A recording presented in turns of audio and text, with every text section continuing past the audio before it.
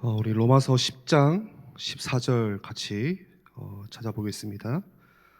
신약성경 로마서 10장 14절, 제 성경에는 253쪽에 있습니다.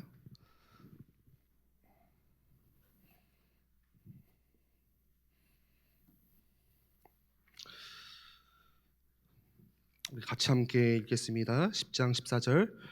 그런즉 그들이 믿지 아니하는 이를 어찌 부르리요? 듣지도 못한 이를 어찌 믿으리요? 전파하는 자가 없이 어찌 들으리요? 아멘. 오늘 우리 함께 나눌 우리 YBS 교리 공부는요.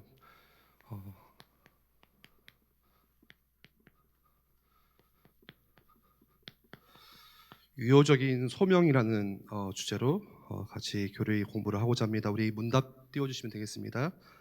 31분입니다. 오늘 제가 묻겠습니다. 유효한 부르심이란 무엇입니까? 답하겠습니다. 함께. 유효한 부르심은 하나님의 영이 하시는 일로서 우리의 죄와 비참을 깨닫게 하시는 것입니다. 그리고 우리의 마음을 깨우쳐 그리스도를 알게 하시고 또한 우리의 의지를 새롭게 하시는 것입니다. 또한 우리를 능히 설득하심으로 복음으로 우리에게 값없이 주시는 예수 그리스도를 영접하도록 하시는 것입니다. 유효한 부르심은 하나님의 영이 하시는 일, 성령의 사역이라고 이야기를 하고요. 그러면서 깨닫게 하시고 알게 하시고 설득하시고 믿게 하시는 거. 우리 32분 보겠습니다. 제가 묻습니다. 유효한 부르심을 받은 자들은 이 세상에서 무슨 유익을 얻습니까? 함께 답하겠습니다. 유효한 부르심을 받은 자들은 금생의 의롭다 하심과 양자됨과 거룩하게 하심을 받습니다. 또한 금생의 그것들에 수반되거나 또는 거기서 나오는 여러 가지 유익들을 함께 얻게 됩니다. 오늘 유효한 부르심, 유효적인 소명에 대해서 우리 같이 공부를 할 텐데요. 지난주 YBS 시간에 공부한 것처럼 부르심에는 두 가지가 있다고 했어요. 첫 번째가 하나는 외적인 부르심, 외적 부르심. 그리고 또 하나는 뭐였죠? 내적 부르심. 그래서 이 내적 부르심을 효과적인 부르심이라고도 하고요. 그리고 오늘 주제처럼 유효한 부르심이다, 유효한 소명이다 이렇게도 합니다. 그렇다면 외적 부르심은 뭐냐면 이거는 일반적인 부르심입니다. 그래서 부르심에는 이 두 가지가 있어요. 그럼 잠깐 우리가 다시 좀 이렇게 복습할 것은 차이가 있어요. 외적 부르심과 내적 부르심의 차이가 있는데 첫 번째 차이는요, 대상입니다. 대상. 첫 번째 차이는 대상. 말 그대로 대상이 누구냐는 거예요. 외적 부르심, 일반적인 부르심의 대상은 누구냐라고 했을 때 이 외적 부르심의 대상은요, 우리 모두가 대상입니다. 그렇죠? 모든 사람들을 향해서 이 부르심이 일어나게 되는 거예요. 그래서 예수께서 말씀하셨죠. 땅끝까지 이 복음을 전파하라. 복음을 전파하는 거 누구에게요? 모든 사람에게. 그래서 아주 쉽게 설명을 하면은 우리가 복음 전파를 할 때, 복음 전도가 일어날 때에 그 부르심이 일반적인 이 사람들의 물리적인 이 귀에, 우리의 신체적인 귀에 닿아서 이것들을 듣고 느끼는 정도, 딱 그 정도가 외적 부르심이에요. 우리가 복음 전하면 듣고 이렇게 반응을 하잖아요. 이렇게 듣고 딱 그 정도죠. 근데 두 번째 차이는 뭐냐면요, 그 부르심의 결과가 달라요. 외적 부르심은 일반적인 부르심이고 그 대상은 우리 모든 사람들. 근데 그 부르심의 결과는 어떻습니까? 항상 효력이 있는 건 아니에요. 무슨 말이냐? 외적인 부르심을 거절할 수도 있고, 그러니까 복음을 전했을 때 거절하는 거죠, 사람들이. 그렇죠? 그것처럼 실제로도 많이 거절이 일어나기도 합니다. 반면에 내적 부르심, 효과적인 부르심 다 똑같은 의미인데요. 유효한 부르심은요, 대상이 어떤 사람들을 대상으로 이루어집니까? 이 대상은요, 하나님이 선택한 사람들을 통해서 이루어지는 거예요. 하나님이 작정하시고 예정하신 자들에게만. 그러면서 어떤 결과가 나타나느냐? 외적 부르심에는 효력이 항상 효력이 있는 건 아니에요. 항상입니다. 무조건 효력이 없는 게 아니고 항상 효력이 있는 건 아니다. 그렇지만 내적인 부르심에는 결과는요, 그 반대죠. 반드시 효력이 있습니다. 반드시 이거는 항상 있는 건 아니지만 반드시 있어요. 내적 부르심은. 왜 그런가 하면은 이 내적 부르심은 말 그대로 하나님의 부르심이에요. 왕의 모든 만물을 다스리시고 통치하시고 창조주가 되시는 우주의 왕으로부터 호출입니다. 그래서 거부할 수가 있어요, 없어요? 못하는 거예요. 거부할 수 없는 거예요. 그래서 인간의 응답을 보장하는 하나님의 행위, 하나님의 부르심이기 때문에 항상 반드시 효력이 나타나는 것입니다. 내적 부르심은. 우리 예를 들어서 로마서 우리 사도행전 16장 말씀 한번 보겠습니다. 한번 찾아보겠습니다. 사도행전 16장. 조금 이해하기 쉽게 말씀을 좀 설명을 드릴 건데요. 13절에서 14절에 보시면 우리 같이 함께 읽겠습니다. 사도행전 16장 13절 14절 함께 읽겠습니다. 안식일에 우리가 기도할 곳이 있을까 하여 문 밖에 강가에 나가 거기 앉아서 모인 여자들에게 말하는데 두아디라시에 있는 자색옷감 장사로서 하나님을 섬기는 루디아라 하는 한 여자가 말을 듣고 있을 때 주께서 그 마음을 열어 바울의 말을 따르게 하신지라. 지금 이 말씀의 배경은 사도 바울이 마게도냐인의 환상을 보고서 이제 어디로 갑니까? 배를 타고 아시아 쪽으로 가려고 했다가 유럽 대륙 쪽으로 이렇게 반대로 넘어오게 되죠. 그 환상을 보고서. 그리고 첫 번째 도달한 도시가 빌립보라는 도시였는데 거기는 이제 보니까 유대인들이 많이 살지 않았던 지역이었던 것 같아요. 그래서 원래는 유대인들이 안식일 날이 되면요 항상 회당에 가게 됩니다. 회당에서 모입니다. 근데 여기 지금 보니까 여자들이 어디에 모여 있어요? 회당에 가지 않고 강가에 사람들이 모여 있어요. 강가에. 이게 뭐냐면은 저는 이제 예전에 이 말씀을 읽다가 옛날에는 저는 이걸 읽으면서 이제 사람들이 안식일에 빨래하러 나왔구나. 강가에 나왔다는 것은. 저는 이제 그렇게 생각을 했는데 이게 찾아보고 공부를 해보니까요. 도시가 어느 정도 규모가 있고 도시가 크면은 거기에는 이제 유대인들이 많으면 회당을 무조건 지어요. 그러니까 유대인들은요 사람이 많으면 무조건 유대인들이 많이 모이면 회당을 무조건 짓습니다. 회당 문화. 그래서 안식이 되면은 거기에 모여가지고 같이 예배로 드리고 말씀도 읽고 하는데 회당이 없는 지역에서는 어디에서 모이냐? 오늘 이 말씀처럼 강가에서 모여요. 회당이 없을 때는. 왜 강가에서 모입니까? 정결의식을 하는 거예요. 정결의식. 그래서 기도하기 전에 손을 씻고 발을 씻고 또 정결의식을 함으로써 이제 그러고 나서 이제 거기에 모여가지고 소그룹 모임을 같이 회당에서 하는 것들을 거기서 이제 해나가는 거죠. 강가에서. 근데 중요한 것은 바울이 오늘 기도하러 가다가 여기 지금 보면은 여자들에게 말을 걸죠. 여자들이라고 하죠. 몇 명인지는 정확하게 성경은 기록하고 있지 않지만 단수가 아니고 실제로도 복수예요. 여자들 2명일 수 있고 3명일 수 있고. 그러면은 그 여자들에게 복음을 지금 바울이 복음을 전파하는데 지금 뭐라고 말씀합니까? 루디아라 하는 한 여자가 말을 듣고 있을 때 주께서 그 마음을 열어 바울의 말을 따르게 하셨더라라고 합니다. 그러니까 뭐냐면요. 그곳에 있는 그 여자들 몇 명인지는 알 수 없지만 다수의 사람들이 똑같이 뭘 들은 거예요? 외적 부르심을 들은 거예요. 복음을 전파했으니까.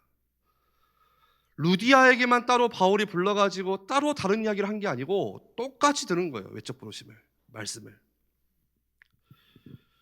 그런데 똑같이 이 복음을 들었고 복음 전파를 하고 있는데 어떤 일이 벌어집니까?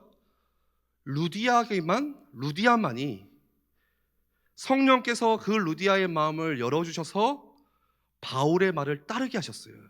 하나님이. 이게 뭐냐면은 똑같이 복음 전파가 전도가 이루어지는데 지금 이 외적인 부르심이 이루어지고 있는 그 상황 속에서 하나님이 뭐를요? 선택하신 자들, 루디아를 선택하신 거죠. 창세전에, 영세전에 예정하신 거죠. 그 하나님의 때에 루디아의 마음을 하나님께서, 성령님께서 열어주심으로 믿게 되는 거예요. 여러분, 이게 외적인 부르심과 내적인 부르심의 차이입니다. 그렇다면 오늘 내적 부르심에 대해서 같이 공부를 할 건데, 그러면은 이 효과적인 부르심, 유효한 부르심, 하나님의 부르심이, 이 내적 부르심은 어떻게 일어나느냐라고 했을 때, 그거는 하나님의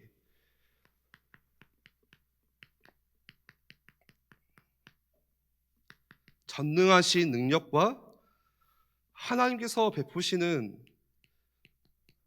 은혜의 사역이라는 거예요. 이 내적 부르심은 같이 살펴보면요, 먼저 우리가 조금 좀 알아야 될 것이 있는데, 이렇게 생각하지 않는 사람들이 있어요. 그 사람들이 누구냐면은 혹시 한번 들어보셨을 거예요. 알미니안. 네, 알미니안. 보통 뭐 알미니안주의다 뭐 이렇게도 하거든요. 알미니안이라는 것은 뭐냐면 네덜란드 개혁교회 신학자였던, 네덜란드가 그때 뭐 화란이라고도 하잖아요. 화란 개혁교회 신학자였던 야코포스 알미니우스의 주장을 따르는 사람들이 알미니안 사람입니다. 알미니안주의를 하는 사람들이에요. 그럼 나중에 좀 기회가 되면 좀 이거에 대해서 좀 같이 좀 나누면 좋겠다고 생각이 되는데, 간단하게 설명을 드리면요, 이 사람들은 어떤 사람이냐면 주로 뭘 강조하냐면 사람의 이성을 강조를 많이 해요. 네. 그래서 이거하고 지금 안 맞는 거죠. 한번 보십시오. 여러분, 알미니우스가 가끔은 착각하는 사람들이 있는데 행위구원은 아니에요. 뭐 알미니안들은 뭐 다 무조건 행위구원이다라고 하는데 그거는 우리가 잘 모르고 있는 것입니다. 행위구원을 말한 사람은요, 이 알미니우스보다 한참 이전에 윗세대였던 대략 한 400년경에 살았던 펠라기우스가 가르친 거예요. 행위구원은 그 사람이 말한 거예요. 펠라기우스가. 그래서 그 펠라기우스가 행위로서 구원을 받는다는 그 주장이, 신학이 중세를 시작하면서 영향을 주기 시작하면서 로마 카톨릭이 그래서 행위구원, 그래서 그것 때문에 부패하고 타락한 것입니다. 네. 여러분, 이 아르미니우스라는 이 사람은 원래는 칼비 신학을 한 사람이에요. 우리가 지금 칼비 신학을, 우리는 장로교는 칼비 신학의 이거 뿌리를 갖고 있잖아요. 여러분, 종교개혁을 통해서 이렇게 주장했던 뭐 칼빈이나 루터 같은 사람들이 정리한 신학의 내용이 뭐였습니까? 물론 그 양이 너무나도 방대하지만 대표적으로는 그거잖아요. 이신칭이. 그렇죠? 뭡니까? 오직 믿음으로 구원받는 것이다. 행위가 구원이 아니다. 로마 카톨릭이 자꾸 행위구원을 말하니까 그게 아니라 믿음으로 구원받는 거야. 이게 종교개혁의 주장이었잖아요. 그래서 이제 개신교가 나온 거죠. 그런데 펠라기우스가 말했던 그 행위가 아니고, 너희가 진짜 구원받는 것은 하나님의 예정과 은혜로 말미암아, 너희가 믿음으로 말미암아 구원받는 것이다. 그런데 이 신학 주장이, 이 종교개혁자들의 주장이, 이론이 이제 그 당시에 사람들을 어떻게 바꾸냐면요, 그 당시 사람들은 다 이런 사람들이었어요. 그러니까 행위구원, 그러니까 너무 큰 부담, 뭐 루터도 뭐 그런 말이 있잖아요. 뭐 자기의 죄를 이렇게 회개하기 위해서, 용서받기 위해서 막 무릎으로 계단을 막 계속 올라가서 무릎이 막 피가 나고, 그런 시대의 분위기 속에서 생각해 보세요. 이신칭이야. 하나님의 은혜야. 이 신학적인 이론이 사람들에게 이제 유럽 전역으로 퍼지기 시작하니까 사람들을 이제 어떻게 바꾸기 시작하냐면요, 사람들이 이렇게 생각하는 거예요. 이제 일반적인 사람들이, 아 그래? 우리가 완전 잘못 알았네? 하나님의 은혜로 내가 구원받았으니까 나는 자유하구나. 그러면 여기까지만 가면 되는데 그게 어떻게 되는 거예요? 나 막 살아도 되는구나, 이렇게 가는 거예요. 그러니까 여러분, 인간이 얼마나 악한지를 보세요. 믿음으로 구원받는 거야 하니까 한 번 구원은 영원한 거야. 이 구원은 취소가 되지 않는 거야. 이 교리가 어떻게 사람들이 받아들일 때 그럼 난 막 살아도 되는구나, 그렇게 갈 수 있겠어요? 그렇잖아요. 오히려 내가 이 흔들리지 않는, 취소되지 않는 그 구원 안에서 하나님께서 그 구원의 은혜를 베푸셨으니까 너무 내가 감사하고 감격하고 기쁨으로 살아야지, 내가 이 구원의 복음을 다른 사람에게도 전해야지, 이렇게 해야 되는 게 정상인데 반대로 뭐라고 생각하는 거예요? 한 번 구원받으면 영원해? 그러면 내가 조금 실수하고 내가 오늘 조금 죄를 짓고 내가 조금 막 살아도 그래도 그냥 은혜로 구원받는 거니까 괜찮겠네? 이렇게 생각하는 거예요, 사람들이. 너무 악한 거죠. 그래서 이 아르미니우스가 뭘 말한 거냐면, 그거를 경고하고자, 그것들을 지적하고자, 야, 너네가 하나님께 부르심을 받았더라도 너가 구원을 못 받는 거는 그건 너의 책임이야. 너가 그 구원을, 은혜를 거절한 거야. 이렇게 가르치기 시작한 거예요. 그러니까 알미니안의 핵심은 뭐냐면요, 하나님의 부르심, 이 내적인 부르심이 있어도 하나님의 은혜로, 그렇지만 그 은혜를 거부하는 게 뭐라는 거예요? 인간의 의지라는 거예요. 거부한다는 거예요. 거부할 수 있다는 거예요. 하나님이 너를 부르셨는데 너가 구원받지 못한 것을 네가 거절한 거야, 네 의지를 가지고. 이게 알미니안주의들의 핵심이에요.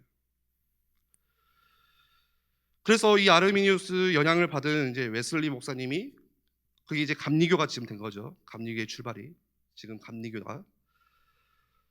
근데 구원이 취소된다고는 하지 않아요. 우리가 좀 착각하고 있는 게 막 구원이 취소된다, 막 행위구원이다, 뭐 아르미니안은 다 그런 거다, 이단이다 하는데, 그거는 우리가 조금 오해하는 것입니다.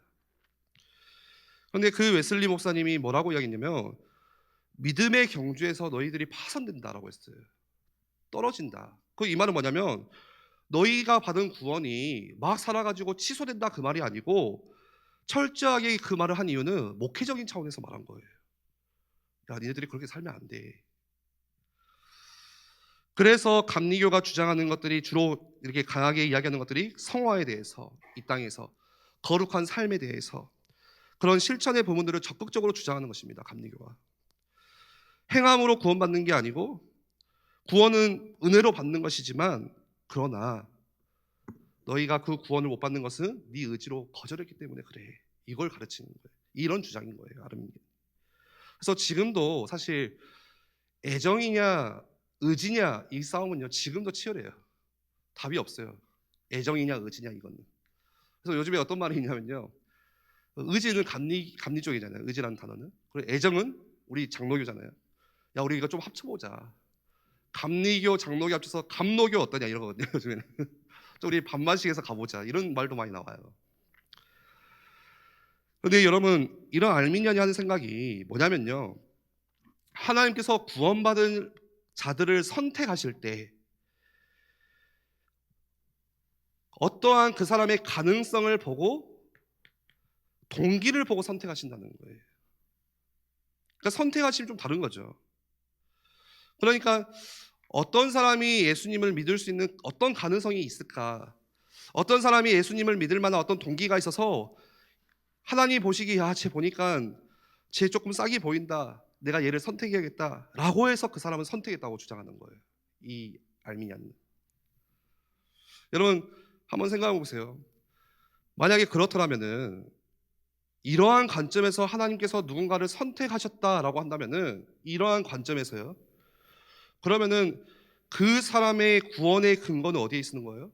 그 사람 안에 있는 거예요. 이 사람이 어떤 행위가 됐든지 가능성이 됐든지 동기가 됐든지, 뭔가 이 사람이 구원 얻을 만한 어떠한 조건 때문에 하나님께서 그를 선택하셨다고 되는 거예요. 그래서 선택받을 자격이 있어서 하나님께서 선택을 받게 된 것이다. 이게 알미니안의 주의입니다. 근데 성경은 뭐라고 말합니까? 하나님의 부르심은요, 행위가 아니라 그분이 기뻐하시는 자들, 그분이 하나님이 긍휼히 여기시는 자들을 부르신다고 말씀하고 있어요, 성경은. 그렇죠? 우리 지난주 말씀에, 우리 YBS 시간에 디도서 3장 5절 말씀을 읽었잖아요. 뭐라고 말씀했죠? 우리를 구원하시되 우리가 행한 바 의로운 행위로 말미암지 않고, 우리를 구원하시되 우리가 행한 바 어떤 의로운 행위 때문에 우리를 선택하신 게 아니래요. 뭐 때문에요? 오직 그의 긍휼하심을 따라 하나님이 기뻐하시고 긍휼하시는 그 자들을 중생의 씻음과 성령을 새롭게 하심으로 하셨다라고 성경은 말하고 있어요. 그분의 긍휼하심을 따라서 우리가 중생을 얻었고 그분의 긍휼하심을 따라서 우리가 구원을 받게 되다고 분명히 성경은 전하고 있습니다. 그래서 우리는 그걸 믿고 있는 거예요. 우리 장로교는 애정을, 하나님이 선택하심을. 따라서 구원은요, 나의 공로와 하나님의 공로가 같이 합쳐져서 협력해서 이루어진 게 아니고 전적으로 누가요? 하나님께서 베풀어 주시는 전적인 하나님의 은혜이기 때문에 에베소서 2장 8절에는 뭐라고 합니까? 우리에게 주신 선물이래요. 선물. 그렇죠? 이것은 행위에서 난 것이 아니라 하나님의 은혜에서, 하나님의 선물이기 때문에 자랑하지 말아라. 나에게서 난 것이 아니고 하나님이 주신 선물이래요. 그렇다면은 이 효과적인 부르심, 내적 부르심, 유효한 부르심, 그 과정과 방법에 대해서 보시면요, 어떠한 과정으로 어떠한 방법을 통해서 이루어지느냐. 첫 번째는요, 지난주에도 좀 말씀을 드렸던 것 같은데 하나님의 때에 이루어지는 거예요. 예.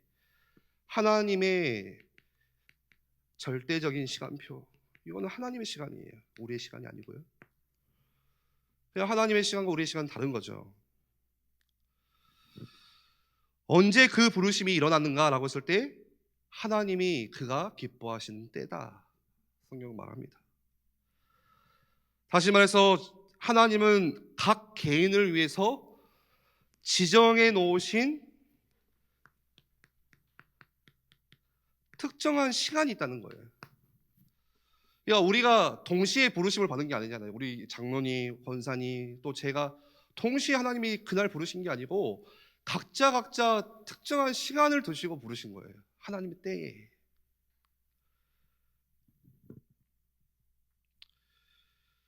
그러니까 어떤 사람들은 어릴 때 하나님이 부르시기도 하시고, 그게 다 다르겠죠. 어떤 사람은 조금 나이가 많이 들었을 때 불러주시기도 하시고, 또 어떤 사람은 뭐 있습니까? 바로 죽기 전에 부름받는 사람들도 많이 있어요. 정말 많이 있어요. 그렇죠? 우리 예전에 기독교 병원에 전도하러 갔을 때 어땠습니까? 중환자실에 들어가면요, 오늘 내일 하시는 분들이 많은데 그분들이 하나님을 믿고 그리스도를 영접하는 사람들도 많이 있었거든요. 모르는 거예요. 그거는. 그렇죠? 그때가 언젠지는 알 수가 없어요. 저 같은 경우는 모태신앙이라고 했지만 정말 하나님을 내가 만났던 것은 제가 한 중학교 2학년 때쯤에, 제가 이제 수련회에 가서 말씀을 듣고 찬양을 하다가 그 찬양이 지금도 생생하거든요. 어떤 찬양이냐면 다 아시는 찬양이에요. 갈릴리 바닷가에서 주님이 시몬에게 물으셨네. 사랑하는 시몬아, 넌 날 사랑하느냐? 오 주님, 당신만이 아십니다. 처음에는 중학교 2학년이니까 얼마나 반항기가 가득합니까? 수련회도 끌려왔고 기도도 하기 싫고 빨리 끝났으면 좋겠고 하고, 이게 요즘 중학생들 저 딱 뒤로 해가지고 이렇게 째려보고 있었거든요. 앞에서 찬양하는 목사님을. 언제 끝나지? 막 이러고 있다가 계속 그 찬양을 반복하는 거예요. 계속 부르는 거예요. 뭐 한두 번 부르는 게 아니고 계속 부르는 거예요. 근데 내가 그 찬양을 가만히 듣고 있다가 어떤 생각이 드냐면, 하나님이 나를 사랑하시는데 내가 주님을 지금 사랑하지 않고 있구나, 이 마음이 드는 거예요. 갑자기 처음에는 전혀 반응하지 않고 있다가, 그래서 뭔가 마음에 그 찔림이 막 오더라고요. 뭔가 나를 찌르는 것 같고, 하나님을 사랑을 내가 그동안 몰라왔던 그런 죄책감이 좀 저를 막 찌르기도 하고, 그런 것들이 막 밀려오니까 갑자기 막 눈물이 나는 거예요. 제가 보통 눈물 잘 안 흘리는데 막 눈물이 나는 거예요. 옆에 있던 누군가가 저한테 막 눈물 흘린다고 막 놀리거든요. 창피하고 막 닦은데도 막 눈물이 나는 거예요. 그냥 이게 막 쏟아지는 거예요. 이게. 그러면서 그때 생애 처음으로 이제 막 무릎 꿇고 기도하면서 막 하나님 죄송하다고, 제가 그 어린 마음에 하나님을 사랑을 내가 몰랐고 하나님을 사랑하지 않았다고 막 그런 이제 기도를 했었거든요. 회개 기도를. 그러니까 저는 어릴 때 그냥 모태신앙이니까 교회를 다녔으니까 아무 생각 없이 그냥 주일 되면 교회 갔다가 왔다가 이렇게 했는데요. 그러다가 이제는 뭔가 마음에 찔림이 있고, 내가 이제 정말 더 하나님을 사랑하고 싶다는 그런 마음이 생기기 시작하고, 그래서 저에게는 어쩌면은 그 찬양의 가사가 저에게는 외적인 부르심으로 다가왔던 것 같아요. 예. 그러면서 제 안에 하나님께서 일하시고 마음을 열어주심으로써 효과적인 부르심으로 깨닫게 하시는 역사. 근데 그때를 누가 알 수 있겠어요? 저도 몰랐어요. 제가 계획을 한 것도 간 것도 아니에요. 제가 하나님을 만나야겠다 이번 수련, 그런 계획도 없이 그냥 가만히 있다가, 우리 고린도후서 6장 2절 한번 찾아보겠습니다. 고린도후서 6장 2절.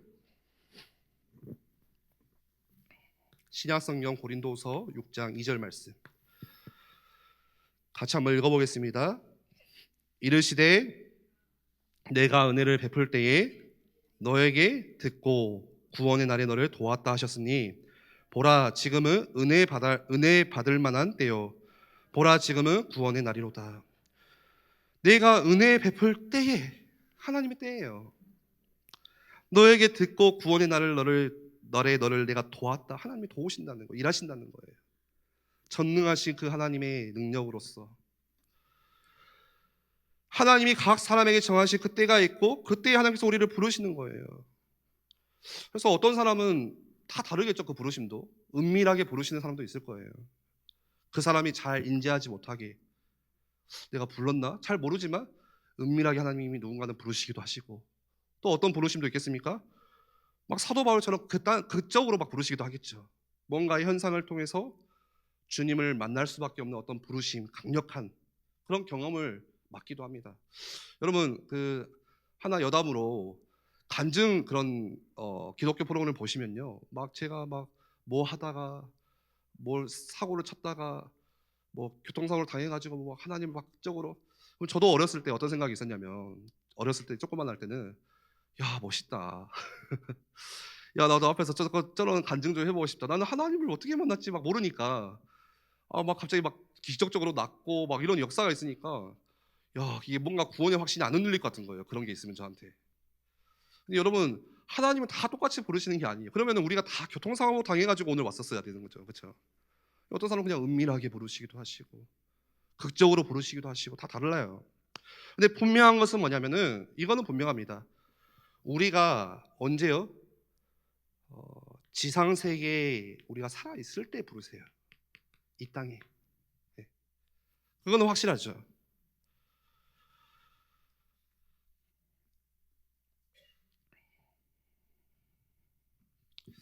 살아있는 동안에만. 그래서 한 사람이 태어나서 죽는 그 순간까지는, 그 시간이 언제인지는 아무도 알 수 없지만 이 사람이 정말로 하나님이 택하신, 예정하신, 선택받은 사람이라고 한다면 반드시 놓치지 않으신다는 거예요. 반드시 이 땅에서 그를 부르신다는 거예요. 하나님의 때에. 그렇다면 두 번째로, 하나님께서는 어떻게 선택하신 자들을 부르십니까? 초청하십니까? 그 방법이 뭡니까? 어떤 방법으로? 그 방법이라고 한다면은 오늘 우리 문답에도 나왔듯이 말씀과 성령이죠. 성령과 말씀으로만. 방법은 우리 데살로니가후서 2장 13절 한번 찾아보겠습니다. 데살로니가후서 2장 13절 같이 읽겠습니다. 주께서 사랑하시는 형제들아, 우리가 항상 너희에 관하여 마땅히 하나님께 감사할 것은, 여기서부터 주목해서 보시면요, 하나님이 처음부터 너희를 택하사 성령의 거룩하게 하심과 진리의 믿음으로 구원을 받게 하심이니. 하나님이 처음부터 뭐 했어요? 선택하셨어요. 어떻게 해요? 우리 방금 공부한 대로 긍휼하심을 따라서 기뻐하시는 자들을. 그리고 어떻게 부르십니까? 성령의 거룩하게 하심과, 성령과 그 다음 뭐라고 나오죠? 진리를 믿음으로. 진리가 뭐예요? 성경 말씀이잖아요. 말씀으로. 성령과 말씀으로. 그러니까 여러분, 사실 우리가 예배할 때도 항상 구해야 되는 게 뭐예요? 성령과 진리, 영과 진리로. 말씀과 성령을 우리가 항상 우리가 할 때마다, 들을 때마다 구하셔야 되는 거예요. 성령의, 말씀의, 진리의 충만함을. 왜 그렇습니까?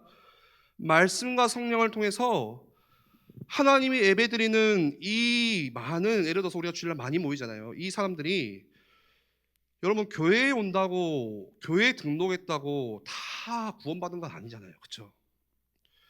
그럼 주일날 많은 사람들이 모였을 때 분명히 이 가운데는 믿는 사람도 있을 것이고 아직 믿지 않는 사람도 있을 거예요. 또 어떤 사람은 자기가 선택받았다는 것을 아는 사람도 있을 것이고 그렇게 신자의 삶을 막 시작한 사람도 있을 것이고 혹은 아직 반응하지 못한 그런 사람들도 있을 거예요. 그런 사람들이 섞여서 앉아 있는 거예요. 예배 시간에. 예를 들면요, 우리 자녀들이 그렇잖아요. 여러분, 하나님께서 믿음의 가정 가운데 우리 자녀들을 보내주셨습니다. 그런데 왜 보내셨을까요? 만약에 이 자녀들이, 이 아이들이, 이거는 이제 제 생각이에요. 성경에 나온 건 아닙니다.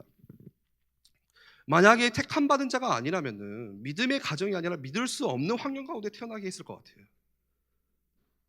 근데 믿음의 가정, 믿음의 부모 가운데 이 자녀를 보내주신 이유는 뭐냐면 하나님께서 그 믿음의 가정 가운데 자녀들을 보내주신 이유는 언젠가는 이 자녀들을 부르시겠다는 하나님의 섭리가 있지 않을까, 저는 그렇게 믿고 있어요. 그 믿음으로 기도하거든요. 그래서 우리가 예배를 통해서 우리가 이 택함을 받았지만 그럼에도 아직 반응하지 못한 사람들이 나아올 수 있도록, 그리고 또한 구원받은 우리도 마찬가지예요.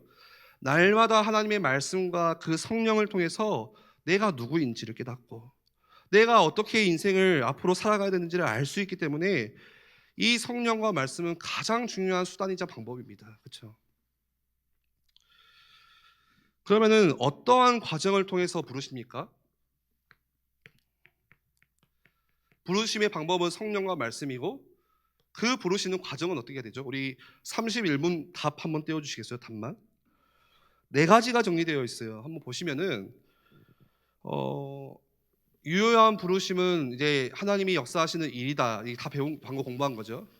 그러면서 4가지를 정리하시는데 첫 번째는 계속 띄워주시기 바랍니다. 죄와 비참함을 이제 깨닫게 하신다. 뭘요?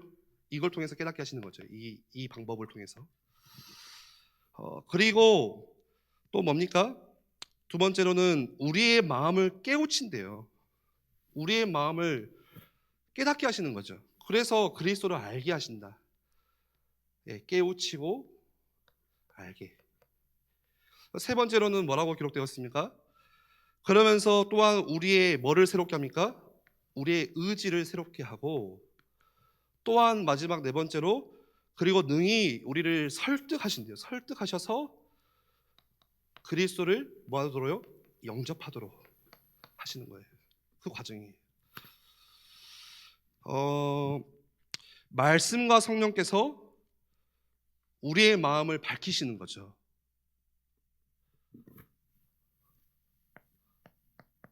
이 단어에 조명하시는 거예요. 조명하신다. 네. 그러니까 말씀과 성령께서 조명하시니까 뭐가 들어갑니까? 어두웠던 내 마음에 빛이 들어오는 거니까요. 뭐가 보이는 거예요? 더러운 게 보이는 거예요. 깨닫는 거예요. 죄를 깨닫는 거예요.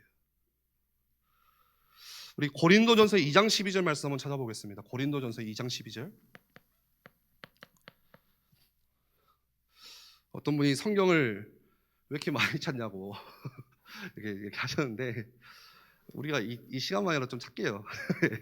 고린도전서 2장 12절 같이 읽겠습니다. 우리가 세상의 영을 받지 아니하고 오직 하나님으로부터 온 영을 받았으니, 성령을 받으신 거죠.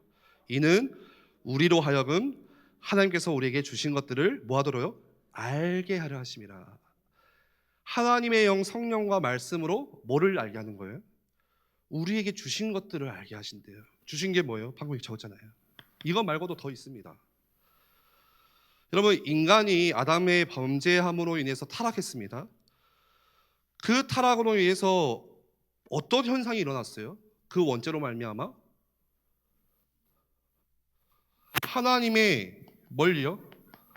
형상이 완전히 깨어지게 됐잖아요. 하나님의 형상이. 그렇죠? 죄와 비참. 그러니까 이 하나님의 형상이 깨졌다는 것은 뭐냐면요, 우리의 마음이요 스크래치가 난 거예요. 손상이 난 거예요. 마음이. 우리 인간의 마음이. 그래서 어떻게 되냐, 하나님의 형상이 깨지니까 우리의 지정 의.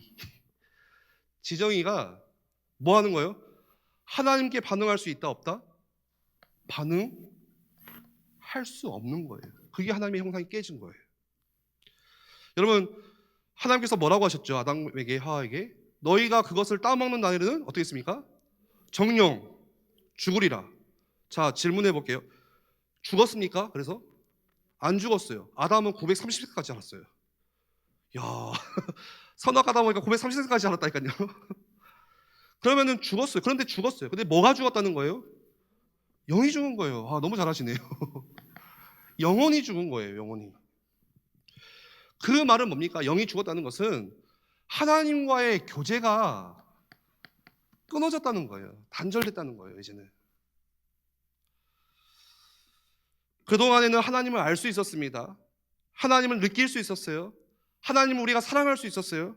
하나님께 반응할 수 있는 의지가 있었지만, 그런데 이제는 이 지정의가, 그리고 또 우리의 마음이 아담의 범죄함으로 인해서 하나님을 향한 그 마음이 돌아서 버리는 거예요.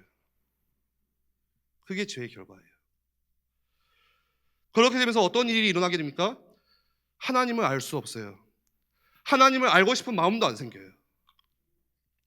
여러분, 하나님을 사랑합니까? 사람들은 그렇지 않아요. 하나님을 오히려 대적해요. 그러니까 이유도 없이 그냥 교회가 싫고 하나님이 싫고 저주하는 거예요. 그게 현상이에요. 하나님께 의지를 통해서 그 사람들이 막 나가려고 합니까? 아니요. 하나님과 오히려 반대되는 삶을 살고 싶어 해요. 그 의지를 가지고. 그게 뭐예요? 그게 하나님의 형상이 깨진 타락한 인간의, 우리가 가지고 있는 죄인의 본성이에요. 그게 우리 가운데 세팅이 됐어요. 자리 잡았어요. 그러니까 하나님께 나아갈 수 없고 사랑할 수도 없고 알고 싶지도 않고 하나님이 싫고. 그러니까 그러잖아요. 예전에 저희 아버지 같은 경우도 지금 이제 집사직분도 받았지만 예전에 저희 어머니가 많이 혼났거든요. 교회 간다고. 저 초등학교 때 보면은 좀 하울링이 있던데요. 기억이 생생하는 게 성경책이 매주 찢어졌어요. 이 성경책을 아버지가 주일날 교회만 갔다 오면 찢어버리고 던져버리고 밖에다가. 제가 이제 초등학교 한 2학년 그랬던 것 같아요. 그때. 또 갔다 오면 그 다음 주에 또 성경 찢어버리고. 그리고 어머니의 항상 제가 기억하는 어머니의 모습 뭐냐면 성경책만 붙이고 있어. 매주. 매일. 찢어지면 또 테이프로 붙이고 또 붙이고 또 붙이고. 근데 왜 그렇게 교회를 싫어하고 박해할까? 아버지가. 아니, 사랑하는 와이프인데 왜 그럴까? 왜 교회가 싫을까요? 보통 우리 이제 그냥 현상적인 이유로는 그렇게 찾잖아요. 밥도 안 차려주고 와이프가. 같이 놀러 가는데 같이 놀러도 안 가고 화나가지고. 여러분, 그것 때문에 성경책을 찢는 것은 정상이에요? 비정상이에요? 그것 때문에 여자를 때리고 막 욕하는 것은 정상입니까? 아니에요. 하나님을 대적하는 거예요. 그 마음이. 싫은 거예요, 그냥. 그게 하나님을 떠난 본성이에요. 사람의 본성. 그렇기 때문에 하나님께 우리가 부르심을 받을 때, 그 효과적인 오늘 내적 부르심을 받을 때는요, 하나님께서 하셔야 되는 일이 뭐예요? 그런 하나님을 대적하는 반하나님적인 마음을 바꿔주셔야 되는 거예요. 성령께서 말씀으로 어두운 우리의 마음 가운데 빛을 비추셔서 친하나님적인 마음으로 바꾸시고, 그게 지금 이 내용입니다. 그 과정.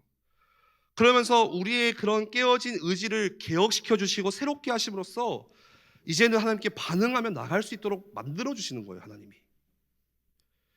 그래야 믿을 수 있기 때문에, 그래야 하나님 앞에 나올 수 있기 때문에, 이러한 모든 일들을 누가 하신다고요?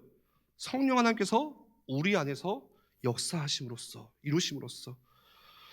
그래서 우리가 그 하나님의 효과적인 내적 부르심에 반응하고 나올 수 있게 된 것입니다. 그래서 여러분, 우리가 한 가지 더 알아야 될 것은, 하나님은 효과적인 부르심을 통해서 애정하시고 선택하신 자들을 부르실 때에 그렇게 생각할 수 있어요. 전혀 우리의 그런 어떤 의지를 작동하지 않게끔 멈춰버리시고 무조건 하나님께서 그리스도께 나오도록 강요하시는 거다. 그건 아닙니다. 조금 헷갈리시죠? 그러니까 좀 더 쉽게 설명을 드리면, 하나님은 우리를 그저 기계처럼 로봇처럼 만들지 않았어요. 그래서 뭔가 입력값을 넣으면 바로 거기에 결과값이 나오도록 만드신 게 아니고, 어떻게 하신 겁니까? 하나님은 우리를 인격적으로 대우해 주세요. 그래서 우리의 의지를 동원해서 우리의 자유의지를 통해서 뭐 하도록 하시는 거예요? 자발적으로 나오게 하시는 거예요. 자발적으로. 그렇게 하시는 거예요. 강요하시는 게 아니고. 하지만 중요한 것은 만약에 어떤 사람이 자발적으로 그리스도께 나오기를 원한다면, 그래서 이제 나왔다라고 한다면 그거는 반드시 뭡니까? 성령 하나님이 그 마음 가운데 변화시켜준 결과예요. 증거예요.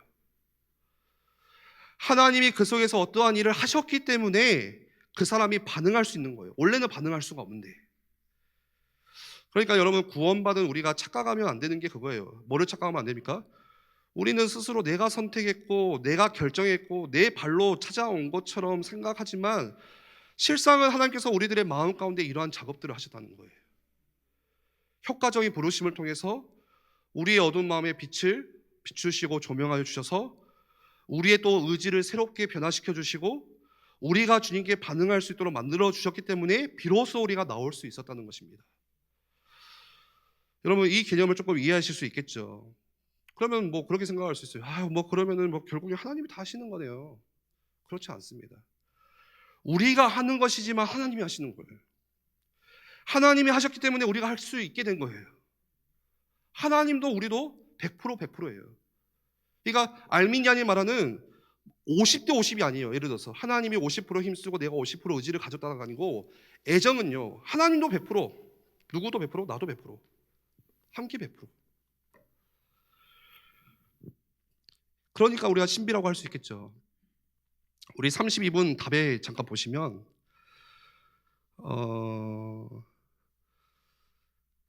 그런 효과적인 부르심을 받은 자들이 얻는 유익이 뭔가 한번 띄워주시겠어요? 32분 답. 이런 내적 부르심을 받은 자들이 어떤 유익함을 얻습니까? 여러분, 어떤 유익을 얻으셨죠 지금? 한번 딱 정리해 보세요. 금생이라는 것은 뭐예요? 이 땅, 지상 세계에서, 지금 우리 살아가는 생애에서 뭐를 얻었습니까? 의롭다 하심과 칭의. 우리를 의롭다고 칭하셨어요. 의롭지 않은 존재인데. 양자됨과, 지난 시간에 공부했죠. 양자된다는 것은 중보하셨다. 원수된 관계를 화해시키셨다. 그래서 원수를 자녀로 바꾸셨어요. 그래서 하나님의 자녀됨은요, 하나님이 그리스도와 연합하게 하신 목적입니다. 그래서 양자됨과, 그리고 뭘 받았습니까? 거룩하게 하심을 받았습니다. 성화. 성화라는 것은 우리가 이제 그 구원을 이뤄가는 거죠. 참여하는 거죠.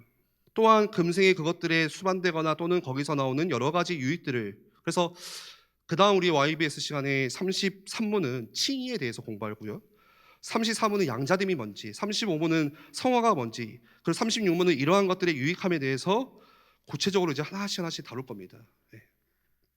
오늘은 이 정도만 아시고요. 그렇다면 마지막으로 질문은 그거예요. 여러분, 꼭 하나님께 택함 받은 자들만 그러면 이 효과적인 부르심을 받습니까? 하나님이 선택하신 자들만 부르시나요? 답만 이야기한다면 우리가 공부한 대로 오직 택함 받은 자들만 부르시는 거예요. 네. 근데 제가 오늘 이제 그 해설서를 좀 읽다 보니까 이런 글이 있었어요. 제가 읽는 그대로, 이거는 제 생각에 거기에 해석한 그대로를 제가 읽어드리겠습니다. 유아시기에 죽은 유아. 그러니까 뭐냐면요, 말씀의 의미를 이해하지 못하는 사람들. 유아들은 애기니까 들을 수가 없잖아요. 믿음은 들으면서 낳는데. 그리고 또 누구냐? 정신지체아를 제외하고는, 정신지체아는 말을 해도 못 알아듣잖아요. 그런 이제 지체에 대한 여러 가지 뭐 단계가 있겠지만 저는 잘 모르니까요. 근데 어쨌든 간에 유아시기엔 죽은 유아, 정신지체아를 제외하고는 인간이 구원을 받을 수 있는 유일한 길은 내적인 부르심을 통해서 일어나는 이것만이 유일합니다라고 해석되어 있어요. 저는 이제 해석을 그대로 읽어드린 거예요. 외적인 부르심을 통해서 결국은 뭡니까? 성령의 일반적인 역사를 통해서 죄를 깨닫기도 하시죠. 그런데 이 깨달음은요, 제가 지금 뭘 설명드리냐면은, 하나님이 부르시지 않았는데 우리 방금 마지막 결론 냈잖아요. 하나님이 선택하신 자들만 정확한 하나님의 때에 부르신다. 그런데 마지막으로 한 가지만 생각할 것은 이거예요. 외적인 부르심을 통해서 뭐가 있냐면요, 성령 하나님의 특별 계시가 아니고 일반적인 역사하심이 분명히 있어요. 그래서 하나님이 부르시지 않았는데, 선택하신 자가 아니지만 일반적인 역사를 통해서 그 사람이 뭘 깨닫는 거예요? 죄를 깨달을 수도 있어요. 그런데 이 죄를 깨닫다는 것은 구원의 측면에서 구원에 이르는 회개가 아니라 어떤 윤리적인 관점에서 죄를 깨닫는 거죠. 내 죄를 인정하고 이해하는 정도. 그리고 일정 부분은요, 삶의 개혁으로서 이끌어져서 선택받지 않았지만 선행을 베풀기도 해요. 그렇죠? 여러분, 불신자들하고 다 악하게만 삽니까? 저보다 훨씬 착한 사람들 널렸어요. 그렇죠? 그리고 이러한 죄들을 안 짓도록 억제하는 마음도 생겨요. 이 성령의 일반적인 역사 속에서 선택받지 않았지만. 그래서 뭐 이런 거죠. 나 죄 짓지 않아야겠구나. 좀 깨끗하게 양심적으로 살아야겠다. 어떤 그런 윤리적인 삶의 모습이 나타나는 사람들. 그러면서 그 죄인으로 하여금 어떤 사회적인 친절이나 막 자비를 베풀 수도 있어요. 가능하겠죠. 그리고 심지어는 이것만이 아니라 신령한 일들을 도맡아서 할 수도 있습니다. 성령의 일반적인 역사 속에서 이런 일들이 가능해요. 그런데 성령의 일반적인 역사는요, 절대 구원을 제공하진 않아요. 이걸 좀 정리하셔야 돼요. 우리 말씀 두 개만 보고 마칠 건데요. 마태복음 7장 22절 한번 보겠습니다. 마태복음 7장 22절 같이 읽겠습니다. 예전에 강단에서 자주 다뤘던 말씀이죠. 그날에 많은 사람이 나더러 이르되 주여 주여 우리가 주의 이름으로 선지자 노릇하며 주의 이름으로 귀신을 쫓아내며 주의 이름으로 많은 권능을 행하지 아니하였나이까 하리니. 여러분, 구원받지 못한 사람도, 다시 말해서 하나님께 택함받지 못한 사람들, 그런데 뭐 할 수 있는 거예요? 주의 이름으로 선지자 노릇할 수 있대요. 주의 이름으로 귀신도 내어줬고 어떤 기적도 주의 이름으로 베풀 수 있다는 거예요. 성령의 일반적인 역사 속에서. 여러분, 대표적으로 우리가 잘 아는 인물이 있어요. 누굽니까? 가룟 유다잖아요. 똑같이 제자들과 함께 나가서 전도하고 기적도 행하고 치유도 하고 귀신도 쫓고 복음도 전하고, 하지만 그 가룟 유다의 마지막 판정이 뭐였습니까? 판결이 예수님께서 뭐라고 말씀하셨죠? 가룟 유다에게 차라리 나지 않았으면 좋았을 것다. 너는. 판단을 그렇게 받았어요. 가룟 유다는. 그러니까 이렇게 구원받지 못한 사람들도 어떠한 특정한 시간에 성령의 일반적인 역사 속에서 이런 일들을 행할 수 있다는 거예요. 충분히. 꼭 구원받은 자만이 아니라. 하나만 더 찾아보겠습니다. 히브리서 6장 우리 4절 6절. 방금 우리 마태복음 7장 22절 찾았고요. 히브리서 6장, 예전에 박광조 목사님께서 이거 수요예배 말씀으로 하신 것 같아요. 제 기억에.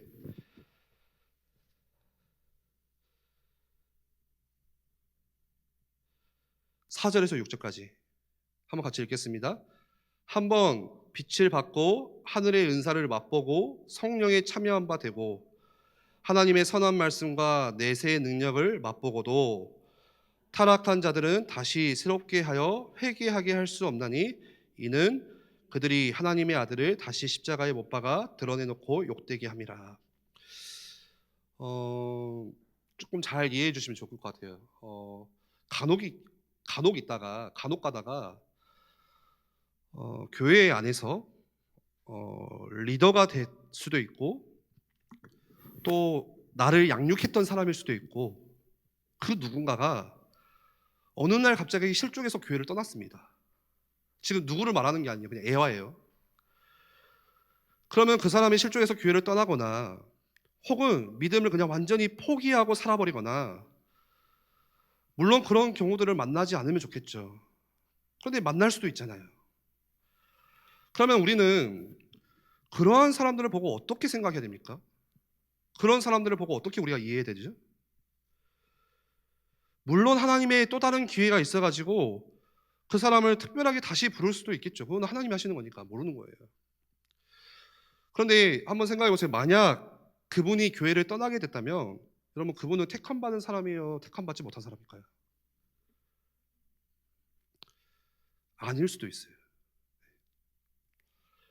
이 성령의 일반적인 역사 속에서 그저 종교 활동을 하고 있었는지도 몰라요.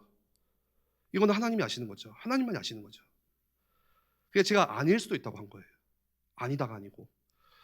그래서 그가 아는 그냥 지성으로 말씀을 가르치고 아이들한테 교회에 닿아서 교사하면서, 그리고 또 어떤 능력을 교회 안에서 베풀 수도 있겠죠. 자기가 잘하는 거 가지고. 한국 교회만 하더라도요, 이단들 사이비들이 넘치죠. 엄청 많죠. 그런데 대표적으로 신앙촌, 예를 들면은 초기에 엄청난 역사를 일으켰던 대단한 사람들이 이단으로 마지막에 떨어지는 경우들을 많이 봐요, 우리가. 대표적으로 이제 신앙촌인데, 이러한 사람들도 사실 원래는요, 정식적인 전통 교회 장로였어요. 장로, 임직받은 장로. 근데 어느 순간 떠나버린 거예요. 그러면 우리가 그 사람을 어떻게 이해해야 됩니까? 그 사람이 성령의 역사일까, 아니면은 뭘까? 여러분, 그런데 귀신의 역사, 악령의 역사로도 병을 고칠 수 있고, 악령의 역사로서도 사람들을 치유할 수 있고, 그래서 우리가 이것들을 잘 분별해야 돼요. 그렇죠? 이게 악령의 역사인지 성령의 역사인지, 그것들을 조금 분별할 수 있는 필요가 있겠죠. 그래서 우리가 쉽게 단정 지을 수 없는 것 같아요. 이 사람이 교회를 떠남으로써 그래도 구원은 취소되지 않고 예정하신 거니까. 근데 그것도 하나님이 아시는 것이고. 근데 충분히 이런 일반적인 역사로도 우리가 교회 와가지고 일할 수 있거든요. 교회에 속해가지고 등록하고서. 말씀을 정리하겠습니다. 강의를. 여러분, 하나님의 효과적인 부르심은요, 오늘 이 내적인 부르심에 대해서 공부를 했는데, 반드시 외적인 부르심, 곧 사람들의 가장 중요한 게 뭡니까? 이 외적인 부르심은 전도잖아요. 전도. 삼천제자 때 전도에 대한 정의를 드렸는데, 전도는 복음을 들려주는 거예요. 그렇죠? 그래서 이 복음 전파를 통해서 내적인 부르심이 임하는 거예요. 그렇죠? 그래서 오늘 우리 읽었던 말씀이잖아요. 들려줘야 되고 전해줘야 되고 알려줘야지 그 사람이 듣고 믿고 하지 않겠냐. 들려주는 자가 없는데 어떻게 믿겠냐. 그래서 여러분, 우리가 이 외적인 부르심, 전도에 대해서 하나님이 알아서 다 하시는, 그러니까 그러면 안 되고요. 이 외적인 부르심에서 여러분 축소하시면 안 됩니다. 축소. 내가 스스로 하나님이 하실 거니까 이렇게 하면 안 되는 거예요. 그러니까 하나님 뭐라고 하셨죠? 전도에 미련한 것을 통해서 믿는 자들을 구원하시기를 기뻐하셨다라고 말씀합니다. 그래서 믿는 자들의 복음 전파 없이는 아무도 응답할 수 없고 구원을 받을 수가 없다는 것. 그렇기에 우리가 복음을 전파하는 가운데 낙심할 이유도 없고, 또 되어진다고 해서 우쭐할 이유도 없고, 그저 우리에게 맡겨진 사명을 우리는 감당하고 최선을 다하면서 나아가야 됩니다. 우리 한번 같이 기도하겠습니다. 오늘 이 강의를 조금 잘 이해하시면 좋을 것 같고요. 우리가 하나님의 은혜라고 해서 막 살아도 된다, 그건 아니에요.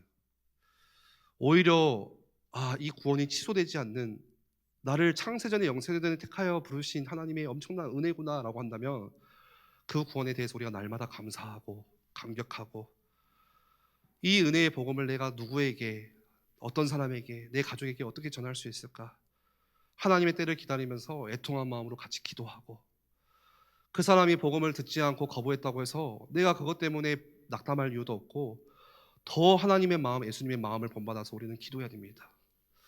그래서 우리 마치고 오늘 같이 기도할 건데요. 그래서 오늘 그 예수님의 마음, 어떤 마음입니까?